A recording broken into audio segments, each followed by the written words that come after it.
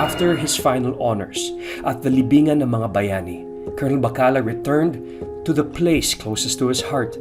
His family fulfilled his wish to be laid to rest in his farm in Limaong.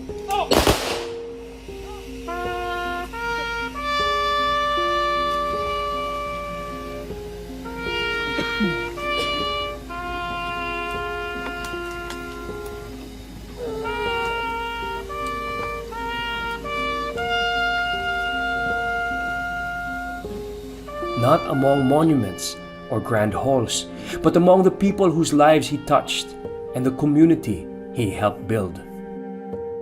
May kamay! No!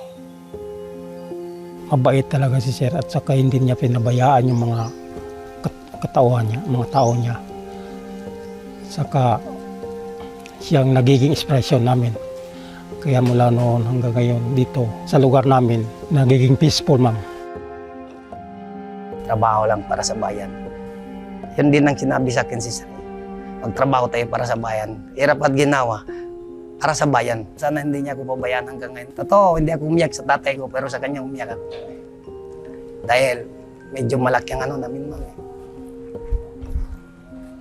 Pasensya ka na, ma'am. Dahil po sa pamumuhay na magaan, yung naitulong niya sa amin, parang munlad na, kay marunong na magtanim, may ma-harvest na rin. Yan ang mga tinuturo ni Sir. Mahal siya ng mga tao.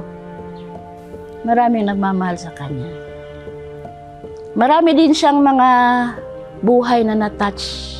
Madami siyang mga kaibigan, di lang sa Basilan, kahit na sa Basulta.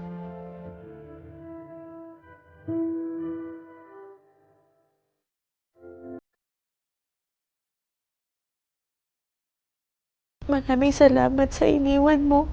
Pagmamahal, pag-aaruga, at buong support. Itataguyod ko ang mga anak natin. Ang pangako ko sa'yo, palakihin ko sila ng maayos. At magiging proud ka dyan sa Jannah, sa heaven. Patuloy mo silang gabayan. Bigyan mo pa ako ng lakas ng loob. Alam ko na dyan ka lang. Nagbabantay sa amin.